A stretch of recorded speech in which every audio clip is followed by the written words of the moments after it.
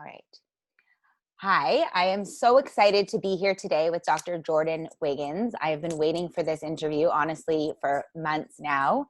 Jordan is a colleague. She's a naturopathic doctor, but she specializes in sexual health, and she's really passionate about teaching women and couples that lack of sex is going to lead to health problems, and that a healthy sex life can really lead and impact and be a foundation of health. And Jordan is a sexual health evolver. I'm not even sure what that means, but we're going to break that down. So welcome, Jordan. I'm super excited you're here. And what I'd love to know first from you is a little bit about your journey. How did you niche into such an interesting topic? Well, we'll get real technical and real deep right away. Let's do it.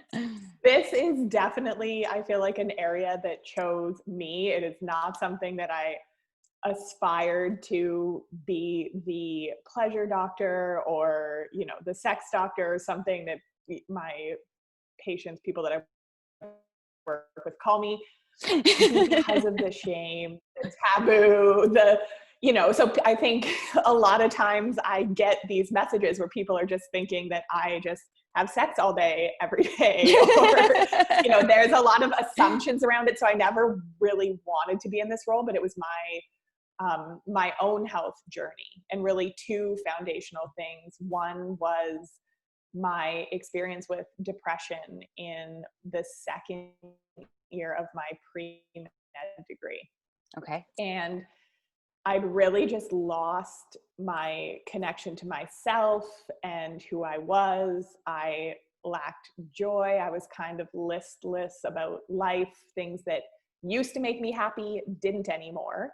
And a medical doctor's answer was, take this antidepressant. And I was just saying, there's more, it's something deeper.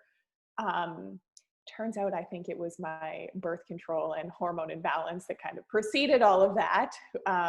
Another topic, but that lack of joy went along with no libido. Yeah. At that point in my life. So it was. And were you in a relationship at that point? I was. Okay. So you knew that something had changed. Yeah, a long-term relationship, and there was a big shift. Okay. So with anhedonia, lack of joy, lack of ability to experience pleasure. And I'm sure many of the people that you work with can even identify that something good is going on around them, or something that should make them happy. They almost feel like, one step removed or disconnected, not as, present and joyful as they once did. It's a big, big issue. I've never heard that term. Can you say it again? Research says it's anhedonia. Anhedonia, and that's lack of joy and pleasure. Exactly. So to me, lack of joy and pleasure is the biggest threat to people's health that we are facing today. Wow. And anhedonia is a diagnostic criteria of major depressive disorder. Mm-hmm. But I find many people, especially women, it's 1 in 4, and it's going to be 1 in 2 women will be on an antidepressant prescription in the next 10 years. That's alarming. And sad and scary. Yeah. So to me, pleasure, the lack of pleasure, is the actual health problem and threat that we're facing today. It's not necessarily that people are 1 in 2 women will have depression. It's just that 1 in 2 women are experiencing a lack of joy and pleasure. And I think we kind of need to be talking about it and get out in front of it. And when you say lack of joy and pleasure, are you referring specifically to sexual pleasure, or are you referring to joy and pleasure in someone's life in general, happiness? I love that question. It's 360 degrees, everything, your whole life. Okay. So even if, you go on vacation and you're there and you're sort of like, I'm not as happy as I should be in this moment. Or you get your nails done, and it used to be something that felt really good for you, and now it's just kind of like pleasure, bedroom, and day to day. Okay. And I see that happening a lot now because of COVID, right? Like, don't you find that there's a lot of people, because of the amount of burnout that's been going on, one of the symptoms right away that they're experiencing is lack of pleasure and joy, correct? Yeah, completely. Change of routine. Kids are home now more than they used to. You might not have your help as much. You're trying to work from home, parent. All of it. So there's just so many more stressors, and then sometimes not being able to do the external things like go out for the date night or get to your yoga class. So that COVID has been a massive, massive disruption for people's joy and pleasure. I think I've written for like 3 or 4 international like media outlets just about that topic, because it is so big. Yeah. And then there's, interestingly, the select few that COVID has actually made it better, because they were living these, unrealistic 90-hour work weeks, and things have settled a bit for those people. But that seems to be more the minority, and the most people, stress has been worse, financial stress, not knowing what's happening there. So COVID has definitely made it. So back to your story, because I'm so curious. So you were in university, you fell into a depression, your medical doctor offered you, prescription pills, as most would, and you obviously weren't interested. Said no, thank you. And then I became a naturopathic doctor and learned about the holistic approach to treatment. Which was a hormone problem. And sort of, so found my way back from that, number one. And number two was I had a Bartholin cyst, so that needed to be operated on, not once, but twice. And it's the equivalent of having a really bad episiotomy. Oh. So, yeah. So I'm sure many of the female listeners can. I had a full 3-degree. Yeah. Anyways. So you get it with the scar tissue and then painful sex and things not feeling the same. And I didn't even get a baby out of that deal. Right. I just had to navigate painful sex and pelvic floor dysfunction after that. So again, there was this disconnect where I went from having a really great libido to no libido. And what seemed to correlate was all these other health problems, feeling connected, alive, joyful, things were in the flow or good. Because even we know when there's stress in our primary relationship with our partner, everything's harder. Yeah. If we feel lonely, not heard, not seen, we're just going through the motions day to day, that's a big health problem in and of itself. Yeah. Yeah. So yeah. And I think it's an epidemic. I mean, like I was saying before, you get married, you have kids, 1, 2, 3, and it's chaotic. And I think that the primary relationship, unfortunately for most people, is the first to go. And in that, sex is, right? I'll talk to most of my friends or clients, colleagues, and it's sex? I'm so fucking tired, right? By 8 o'clock, my kids go to bed, I go to bed, right? Yes. And what you're saying, and this is what I really want to hear more about, is that that's leading to a bad cycle in terms of mood. Completely. So sexless, and that is what you're experiencing, what you're talking to your friends about. Sexless marriages are on the rise. 20% are considered sexless, and that's having sex 10 times or less a year. So it's kind of like a little less than once a month. Yeah. Is considered like stereotypically sexless, but also it's about what does, in the relationship, what are both partners feeling like is enough, not enough, because a lot of times we get that mismatched libido that creates strain. Yes. And I've seen that. I've heard that's very common too, Jordan, in terms of like one partner sort of being the hyper and the other partner being the hypo in terms of like sexual libido, and sort of that is also a challenging navigation.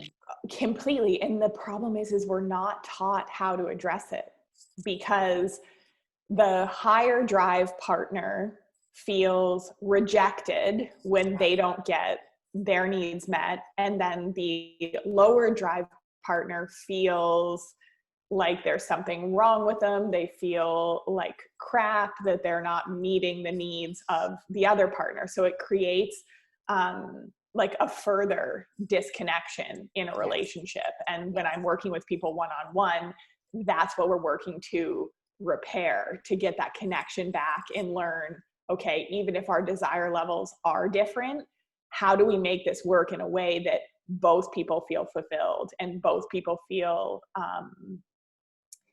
like they can communicate their needs in a way that's not furthering the disconnection and harming the relationship. But I talk all about it in the Pink Canary, because it was getting to this point that once I was researching it and realizing that there's so many couples going through this, and it's not even like maybe they don't meet the definition of sexless marriage, but they're not happy with the sex they're having, or it's not even a thought.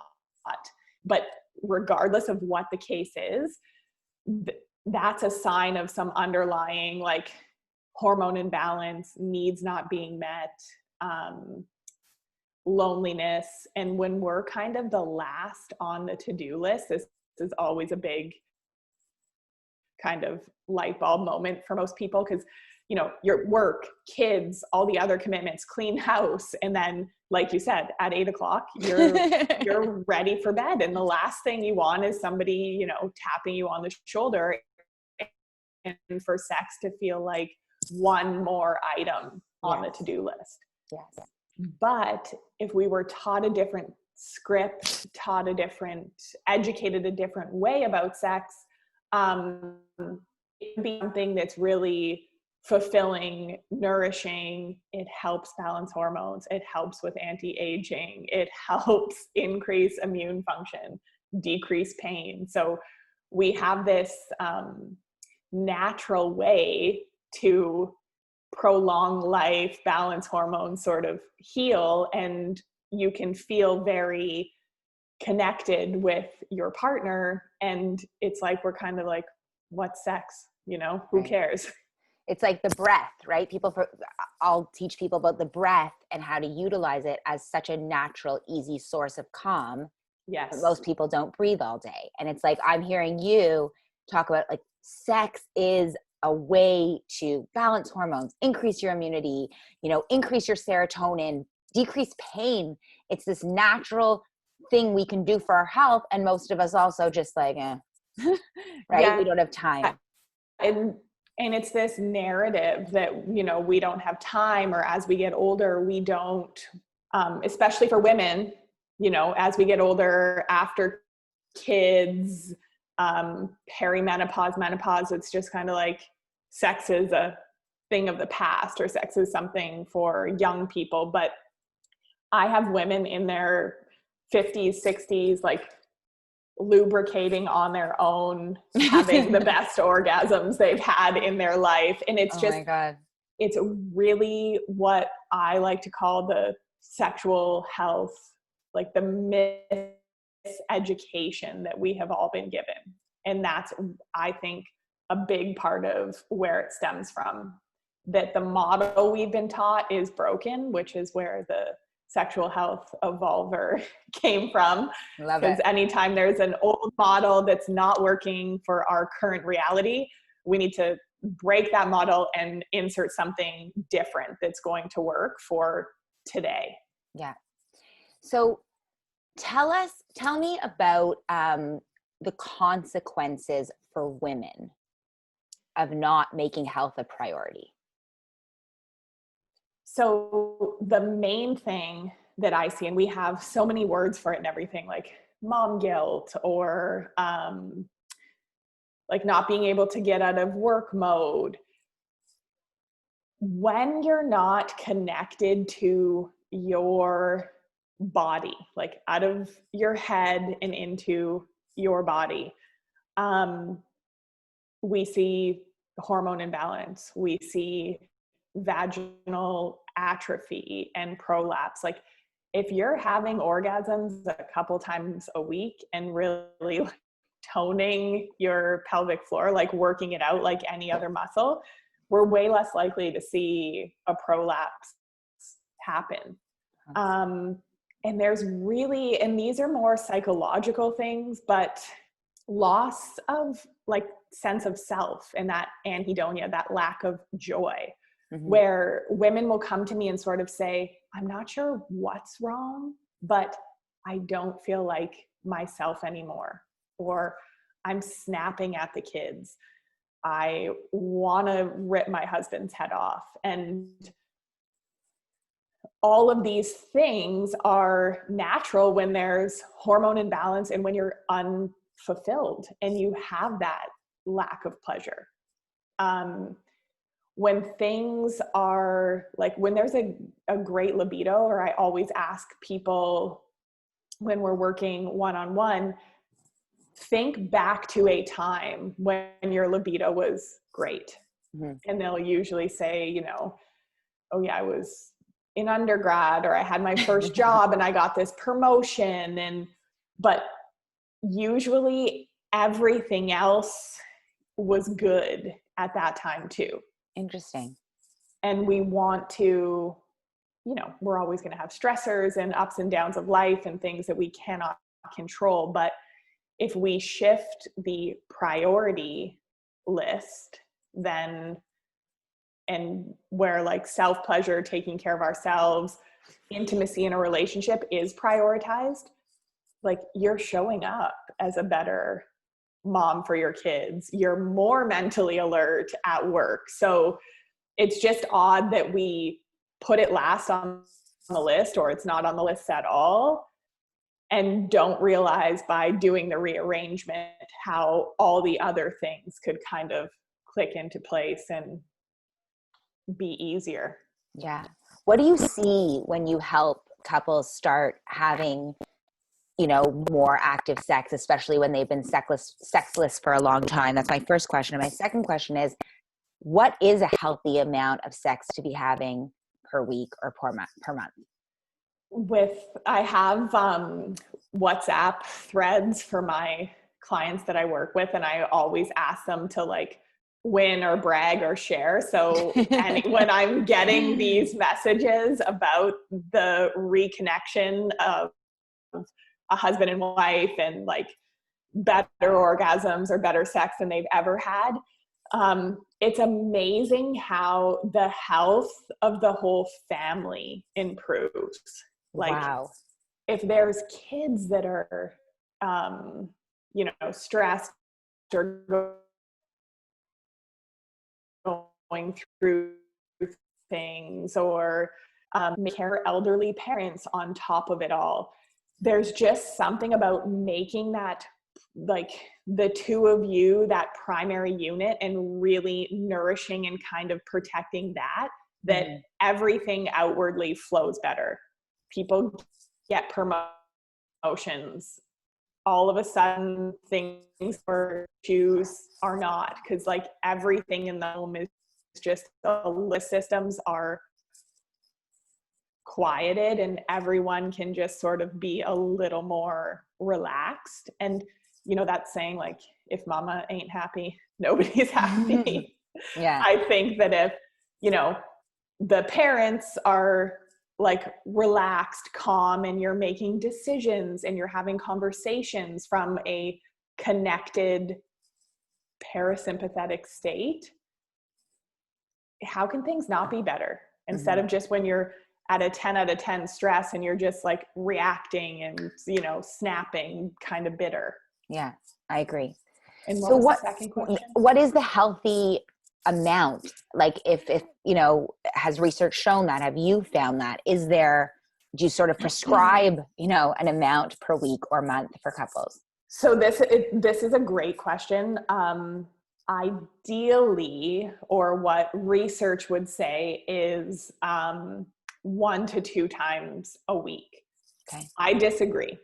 Okay. I disagree I disagree with research. I think that the underlying thing is not amount of times, because if you're, getting into bed, you're exhausted, you're doing it to please your partner or to just say, okay, we did it because I don't want my partner to cheat on me. And it's just like this check off. Everyone thinks they want more sex, but what they really want is more connection, more intimacy, more fulfillment. So for me, it's individual between each couple or each partnership, and what works for them, and is it more fulfilling? Because sometimes less sex that's better sex is better for everyone involved. And you can kind of, and I see these in my messages all the time from people, you can literally ride that wave of pleasure and neurotransmitters and hormones, though, that high for days. Wow. If it was a really good, connected sexual encounter that was fulfilling for both. Can you talk about what makes a sexual encounter more connected and fulfilling? Definitely. So we were taught the male as default model for sex, which is the Masters and Johnson, kind of the old school, some kissing, some foreplay, penis and vagina, mutual orgasm, roll over, go to sleep. Yeah. That is not what works for the majority of women. Okay. Many women do not orgasm from penetration alone. Yeah. So making penis and vagina the goal does not make sex good for a lot of women. And we're negating all of these other things that we could be doing, exploring, connecting with each other, that would feel so much more connected, so much more arousing for both parties, because our idea of what sex could be is this little box. And we see it on movies, and that's when in school we're taught reproductive health, right? Which is, penis and vagina, because the sperm needs to get to the egg. Yeah, right. So that's what we're taught, but we're not educated about pleasure. And if that was the conversation, and about, turn taking and all of these other things that sex could be, if we kind of stop back up and change our opinion, we would have a lot more women wanting sex, desiring it, chasing it. It's always controversial when I say this, but women, because it tends to be that women are the lower desire partner. Women will chase sex that is good for them. And if they're kind of like, if you're kind of meh about the sex that you're having, and there's pieces to this like hormone imbalance and other things that need to be addressed, but for the most part, if you're not really that interested, it's because you're not interested in the sex you're having, and both you and your partner need to be taught a different way to approach it. And I'll always explain it to the male partner, is that if you were told that in like a sexual experience was that you have to orgasm by somebody licking your elbow, then that will work for a small percentage of the male population. They probably can orgasm from that. Yeah. But for the overwhelming majority, that's not sex that feels good for them. Mm-hmm. That's not sex that feels good for the, like, penis and vagina should not be the main event. It should not be the goal. And that's, I think, a massive, massive breakdown is because of sexual health miseducation. We're being taught sex that feels good for men, but it's not what would really make amazing, connected, mind-blowing experiences. So can you talk, what does make those mind-blowing experiences? Like, could you give an example of how you counsel and, even just for people watching, like how they could start to understand? Because you're right. Like, we were taught that, right?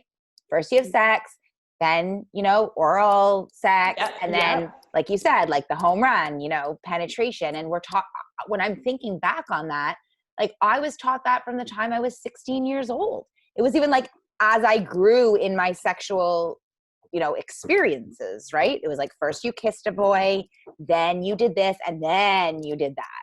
Exactly. So right? We were taught this sort of stepwise, like this ladder, this hierarchy. Yeah. So I'm sitting here, I'm like, tell me, like, what did I get wrong?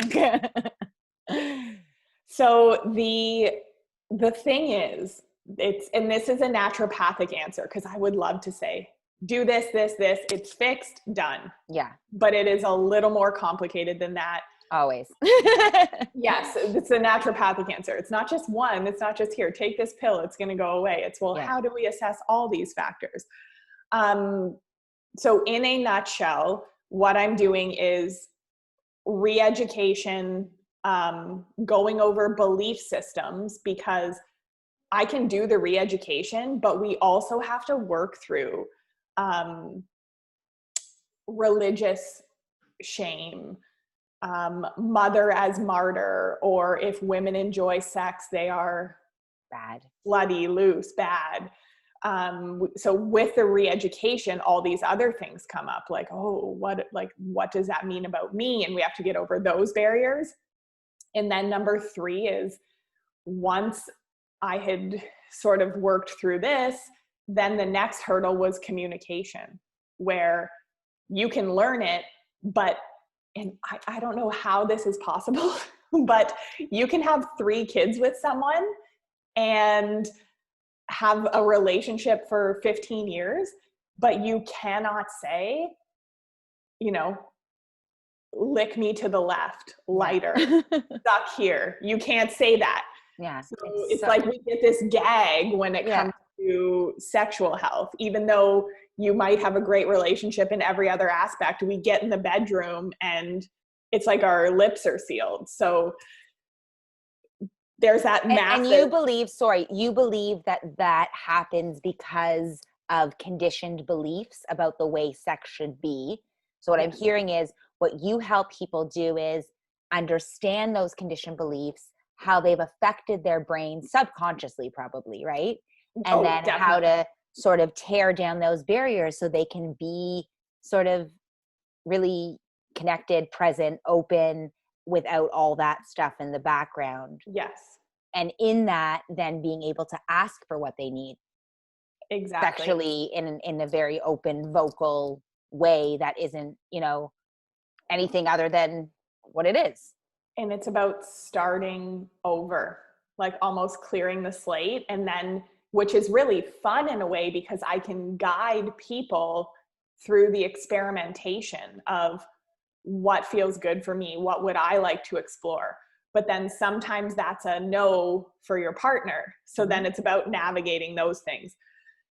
But the thing is what felt good when you were in your early 20s is not going to necessarily feel as good after 3 children, and it might not feel as good at 60. So it's about figuring out what feels good, but also having it be fluid and evolve with you guys as a couple. And You know, sometimes as we get older, there might be an injury which changes things, or hormonal changes or whatever, but it's about exploring, having the permission, having somebody kind of guide you through, like, okay, you were taught that this is sex, but really this is sex, and let's navigate it. Let's start. So it's individual for the person. We have to kind of meet in the middle as a couple, and it's fluid over time. Yeah, So I hear you. yeah, it's not simple, but it's actually amazing, because if you can communicate and take that journey together. So like for me right now, I'm 6 months pregnant. Things that felt good and I was physically able to do pre-pregnancy is not what I can do right now. So it is about the communication and trying new things, but it's doing it in a way and communicating with my partner so we can, you know, like try something, and if it doesn't work, laugh about it and, you know, move on. And it's not like someone's taking it personally, but it's that mindset of playfulness and exploring. And a lot of times we're dealing with a relationship that is so like burnt out, disconnected, that we kind of need to bring that back together as well. Yeah. And I think that so many people they wait till the dust settles, then they'll have sex, or they'll wait till life isn't as chaotic, then they'll work on the sex. And, you know, what I'm really taking from this is that that's also backwards. Exactly. Right? So the sex has got to be the thing, and that will make everything else easier. Your own life, energy, hormonal balance, excitement for life, you know, and people energy. lose weight doing it that way, because they're not grabbing the bottle of wine or the bag of chips and Netflix, because they are so fulfilled that even our binge eating behaviors go away. So the people, I'm a massive proponent, and one thing that everyone could start doing is scheduled intimacy dates. This is something that I teach one-on-one, but this stuff's also in the Pink Canary for people, because I wanted them to have like access to the information and worksheets that they could kind of go through to help them start healing this process. But scheduled intimacy dates, and people will always rebut with, well, like that's not spontaneous. And I'll say, so when was the last time you had multiple orgasms? Because for me, it was yesterday. As if you're waiting, you know, it's not going to happen, because it gets pushed and pushed and pushed to the bottom of the to-do list. And really, spontaneous is a myth. It's a Hollywood myth. It's a myth in novels, because even if you think back to like a first date or things like that, you shaved your legs, you picked your underwear, you decided where you were going to go. You had already built up that anticipation and desire for that experience. So we thought it was spontaneous. It was really just like novel or with someone new. So even in the beginning, when we think about sex being spontaneous, like if you worked a full day, you have like dinner and stains from your kids on your clothes, like, are you going to just, you know, at 8 or 9 p.m. catch your husband's eye and want to whip off your clothes? Most likely not. Yeah. You know? Yeah. Really, really interesting stuff. Any last piece of advice, Jordan, you want to tell couples? And maybe, you know, those couples that are watching and they're kind of like, oh my God, I need this. I'm going to have all your resources. So Jordan has a free boot camp that couples can see and get started, and also a longer program working one-on-one with Jordan. I'll put all the information there. What would be the like first step for a couple who's watching and they're like, oh my God, this is me. I haven't had sex in months. I don't even know what sex is. Like, I'm so fucking tired. You know, where could they start I know you said scheduling in, but where could they start even the conversation to bring it back? I love, because if I'm not working with people one-on-one, it's hard to bring these things up. So I love finding an article. I've written several of them that will touch on these things, like, oh, there's a Well and Good sex rut one with some good tips in it. Okay.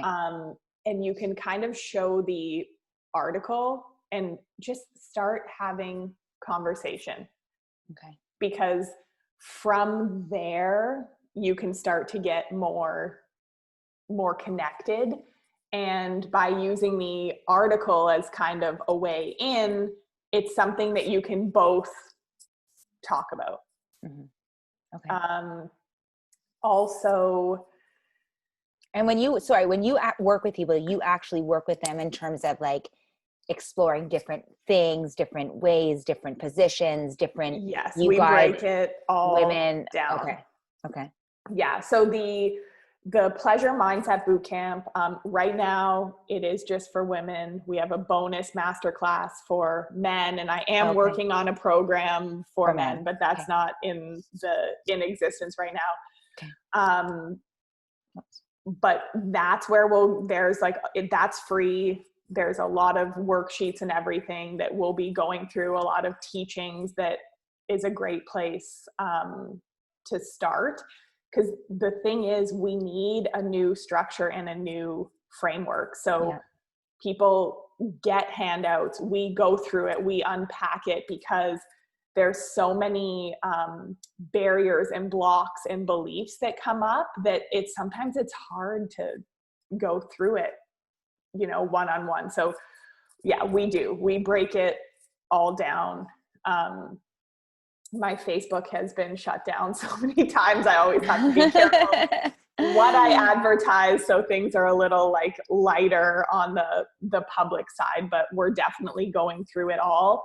And in my book, The Pink Canary, there's the worksheets in there, and I do really break things down. So that gives a really good start for like, where do we even begin?